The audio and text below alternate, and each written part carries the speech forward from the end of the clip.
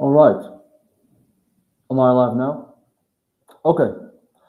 Hello, guys, and welcome again. Since I've been familiarizing myself with YouTube features, I discovered uh, recently that I could actually react to the videos without getting copyrighted or anything like that.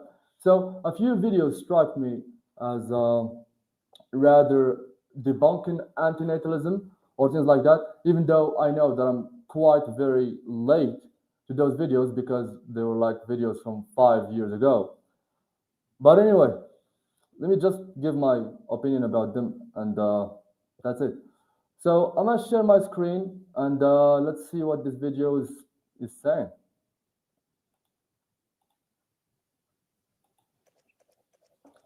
Robin. Robin's communicator is So this is comments of just the following me around. we don't need anything of that. What's up guys, it is Zethi, and in this video I'm going to be talking about antinatalism again. My last video about antinatalism got a whole fuck ton of dislikes compared to likes, and to be honest I couldn't Let's pass directly. more of the same content. This is because if their video can make a hell of a lot more sense. That being said, I do think there was an issue with my previous video, that being that I didn't think that antinatalism is false because causing suffering isn't necessarily bad if there is more well-being being perpetuated overall. So Uh-huh. So what he's saying basically is, if basically antinatalism is wrong, if even if we can see that life is suffering, and by giving birth to our children, we make them suffer. But at the same time, there is some type of good which actually exceeds the bad. So based on that, antinatalism is wrong. But there is actually a problem here. The maximum amount of bad, or I don't believe in bad or good being actually objective, because what you might perceive as a good, I might perceive it as a bad. So it's actually subjective. It's a matter of preference. So, but pleasure and pain are actually objective, because we could measure your brain releasing dopamine, releasing hormones of pleasure, and being sensitive towards pain. Okay, so this whole thing that giving birth to children is actually okay if I give them a life that actually contains more good than bad. So it becomes actually moral, right? But let's have a thought experiment that I always make in my videos. So people who have actually watched my previous videos would be actually familiar. If I I subject you, if I told you that I will subject you to this experiment, in which uh, you'll be experiencing an hour of the maximum amount of pain, but after that you will be experiencing an hour of the maximum amount of pleasure. Would you want to experience this experience? Would you want to go through this experience? So what type of pain can we conceive about? The maximum amount of pain that we could conceive. It would be burn yourself alive, burning alive. Would you want to be burned alive to experience, for example, the best drug there is? Of course, you wouldn't want to do that, because it's irrational. It's irrational to suffer this much for this much. So I have just given you the maximum amount of pain, and that was very fair. I have also given you the maximum amount of pain. So if actually life, the good in life or pleasure in life actually exceeds the pain in it, the maximum amount of pain would never actually beat the maximum amount of pleasure in all possible worlds. All right? So that's that. And people might say that, but actually, when we give birth to children, we actually raise them and we take care of them, okay, and we protect them. All right. But even though you do that, bad things still occur. Bad shit still happen. Always. Just turn on the news channel and you will see bad things always happen because the channel, because the percentage or the chance of bad things happening and occurring is always there. And by giving birth to a child, you are actually gambling of your child. Even if the percentage is very low, you are still gambling with the chance of your child being kidnapped, killed, or whatever bad thing happening. So let's carry on. So even though when you're having kids, you're causing non-consensual inevitable suffering, that doesn't necessarily matter if it could be said that the life would be more positive than negative, Okay. and their existence would probably have a more positive than negative effect on the overall well-being, which can be said in some situations. Antinatalists tend to fall into a hole of thinking of things that are far too simplistic. So, for example, the notion that it would be bad to cause non-consensual inevitable suffering because suffering is bad. This is a demented form of absolutism that most likely contradicts with other beliefs that an antinatalist may hold. I think suffering is actually bad. Just put your hand on a stove. Like what some Harris said. Just suffering is bad. We are biologically evolved to avoid suffering at all costs. I think there is no debate about this. I'd like to bring your attention to a hypothetical I've thought of.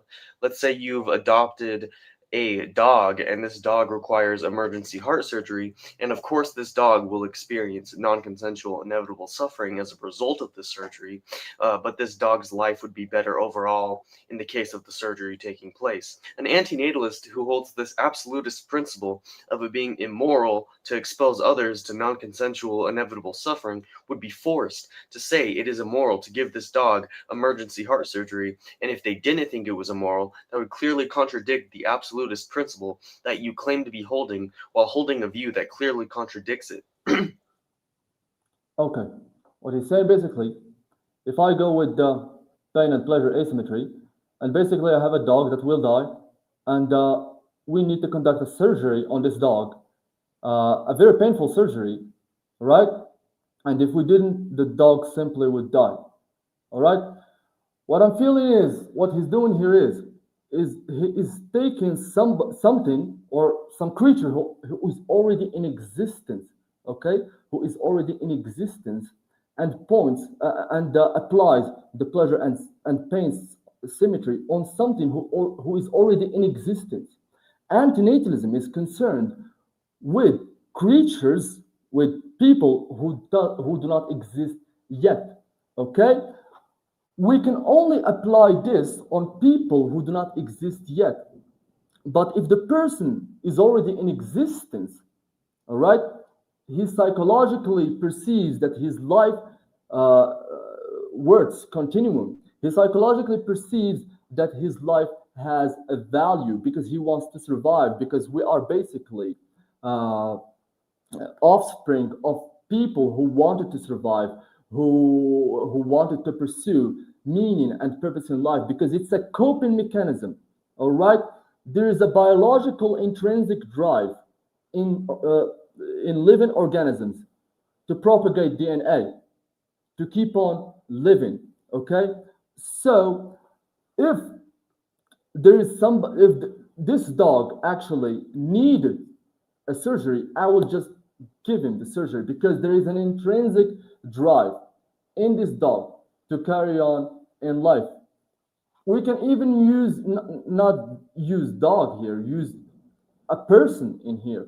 Okay, there's an intrinsic biological drive in people who want to carry on. Okay, I still remember a person who commented in one of my videos and said basically something like this: said, based on this principle, what actually doesn't prevent you from killing people, choking people in their sleep, right? This is analogous. I cannot choke people in their sleep because they have an intrinsic drive of staying alive, and I will go against this intrinsic drive. And if everybody follows this principle and apply it on people who are already in existence, life would be chaotic, and we would be maximizing suffering rather than minimizing it. Please keep note that antinatalism is concerned with future living organism, living people, preventing them from starting to exist. But if they're already in existence, this pain and pleasure doesn't apply anymore because they are already in existence. They have nothing to do except to stay alive because of the biological intrinsic drive to stay alive and propagate DNA. Basically, your DNA wants you to stay alive uh, as long as you can, so you can share your DNA. Let's go on. Is it just me, or does it sound completely retarded to say that it's immoral to give your dog emergency heart surgery? This is because well-being ought to be considered as well, not just suffering, and some antinatalists realize Well-being for somebody who is already in existence, not somebody who is not. People mistake this a lot. People mistake this a lot. that well-being ought to be considered, but fall into this position of suffering being more considerable than well-being. This is complete nonsense. Well-being is just as good as suffering is bad. If good is defined, Yeah, definitely. If the person is already in existence, yes. But if he doesn't exist, if he never started to exist, it doesn't apply anymore. Because because pain in life is more than pleasure. Remember when I said the maximum amount of pain is always more intense than the maximum amount of pleasure. defined as what's desirable, and bad is defined as what is undesirable, Okay. how could you say bad is more undesirable than good is desirable? For I could say that because bad is basically harming my body and everything that actually threatens my physical survival as a body, everything that actually tries to compromise my physical well being or my well being generally is actually bad because I don't want to suffer. It's a biological drive. Everybody knows that. for everything that is undesirable, you could find something that is just as desirable as these things are undesirable. This is No, no, definitely not. I would say something. I would say something. You could have a life of pleasures. All right. You could have a life of pleasures. All right. But just before you die, you get burned or you get some very bad, terrible disease and makes you actually regret starting to exist because the pain is more intense than pleasure, right? If, for example, I offer you this and I said, hey, I will give you 80 years of maximum pleasure, 80 years of maximum pleasure, but at the very end of your life, I will burn you alive. Would you want to do that? I believe just this thought in your head would make you not actually experience the maximum amount of pleasure because of the burden of psychology. analogous to saying that the cold is more cold than the warmth is warm. It's like saying the yin is more yin than the yang is yang. And before anyone tries to fight me for comparing good and bad things to things that are objectively true, good and bad are objectively true things. No, no, they're not. If you mean by good and bad, good pleasure and bad pain, yeah, I agree. But if something else, it's a matter of preference that is heavily influenced by culture, society, personality, and a bunch of very complex other things. So even if desire didn't exist, it's still true that if it did exist, it constitute good. Other objectively true things like math or biology are objective for similar reasons. Even if there was only one object in the universe, it is still true that two objects plus two objects would equal four objects. Even if frogs went extinct, it'd still be true that if they didn't go extinct, they'd be amphibians. So I hope you understood that point on objective morality. If you're confused or unconvinced, I'd recommend you watch my video, Why Oh, what points to objective morality? No, it does not exist. No. Objective morality cannot exist. I mean, how many theories have we got till now? Utilitarianism, divine command theory, virtue ethics, deontology. How many theories have we got? We can give you uh, we can give you what's called the thought experiment, the trolley problem, and give it to religious people. All right, both religious people, and they both will give you different answers. Why does the trolley problem exist? Why does the trolley problem exist? Because people are not driven by something transcendent coming high from above, something which is objective. People, in terms of morality, are driven by emotions and pleasure.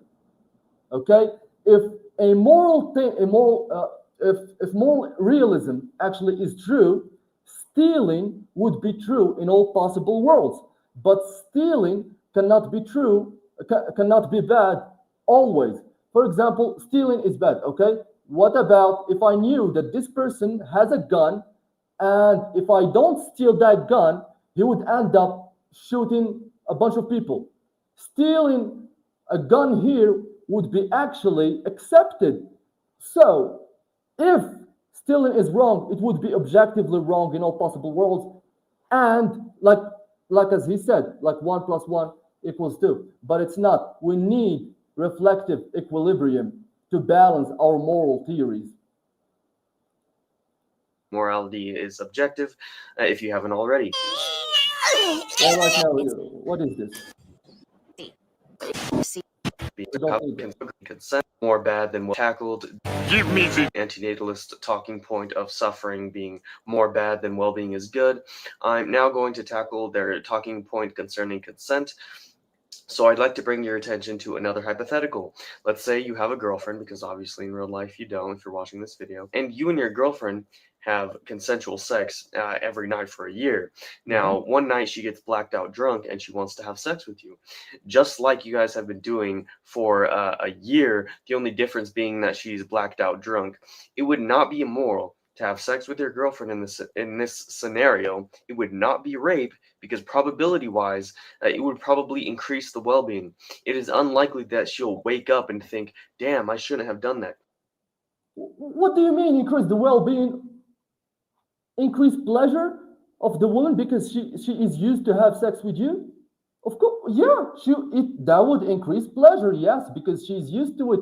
But this is definitely not analogous to somebody who does not exist, who you're trying to make it start to exist. You're trying to make a person start to exist, and you're telling me this would increase its well-being. He does not exist, and existence doesn't precede existence. What are you talking about? Even though you guys have been doing the same thing every night for a year, or if that isn't good enough for you, let's say when she wakes up, she says, oh, I want to get blacked out drunk again, and feel free to have sex with me if I come on to you, and she's completely fine with the fact that you guys had sex, the previous night when she was blacked out. If you guys had sex again while she was blacked out drunk, that would be unconsensual sex. Yeah, well, your girlfriend can actually give you consent when she's not blacked out, but your future baby cannot. Well, I don't know what he's talking about. This is a horrible analogy. Sex, but does it matter? No, because probability-wise, it does more good than bad to have unconsensual sex in this. Tell me, how can I do good to my child, to my future child who does not exist? My child does not exist. How can I give him anything good? He does not exist. How can he benefit from me giving him birth? He does not exist. What do you mean? Hypothetical. The same thing could be said about having a child. They didn't consent to being born, but probability-wise, if you take a survey of most people, I think you'll find that they were glad that they were born.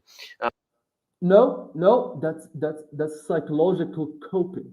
Okay, it's psychological coping. People do not understand the asymmetry argument that the absence of pleasure is neutral, while the absence of pain is a good. They don't understand that. Of course, you are in existence. Of course, you would actually appreciate your existence and carry on, nevertheless. Of course, there is an intrinsic drive in you that wants you to carry on in life, that wants you to go on, that wants you to take responsibility for your own life and carry on living. Of course, uh, your psychology drives you to be optimist about life. When it can be said that they probably will be fine with something, they don't Okay, for example, if I got a bunch of if I gather a bunch of antinatalists and they say that hey, I regret starting to exist, even if it's illogical to say. It's illogical on anti-natalists to say I regret starting to exist, and people who are actually optimists and say that I love that I have started to exist. It's illogical, but let's just take it for argument's sake. If I got a bunch of people who say that, and he gathers a bunch of people who say the opposite, that's that is argumentum ad populum. That's appeal to majority. Just because a lot of people say so doesn't mean it's correct. need to consent to that something. In conclusion, antinatalism is wrong. So yeah, that's basically In conclusion, antinatalism is not. But people are driven by, people are driven by emotion. People are driven by either pleasure or pain. You tell somebody don't procreate and that your parents are actually selfish.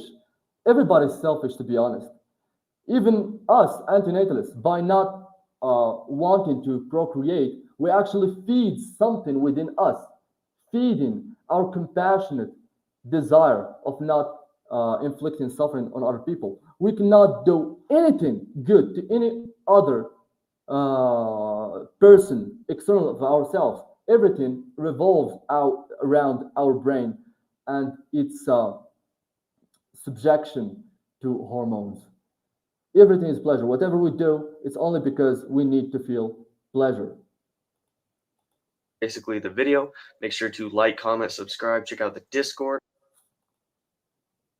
That's it. Well, he not actually. Those arguments were not that good, to be honest. They were not that good. And why I am still an antinatalist, because still until now I still struggle to find a video. Trust me, I just write from time to time debunking antinatalism. I'm just waiting to find some video who is good enough, who presents actually some well-built arguments against it, but still I don't. All I hear is arguments from emotion and arguments. The asymmetry is clear, okay? For example, if I told you, if you are, for example, you carry such a horrible disease that you will pass it to your children, all right? And I'm a doctor, I tell you that. I tell you, you will pass your horrible disease to your children. Would you want to still procreate? Well, I think the majority of you would say no, okay? It would be very bad to pass this disease to my children, okay? Even procreationists, okay? Even people who love having kids, if you just told them that you would pass a bad disease to their children, they will tell you, no, I don't want to procreate because of that. Because they perceive that they will inflict suffering upon their children. But they only perceive that they will inflict suffering upon their children if they pass them some bad disease of some kind.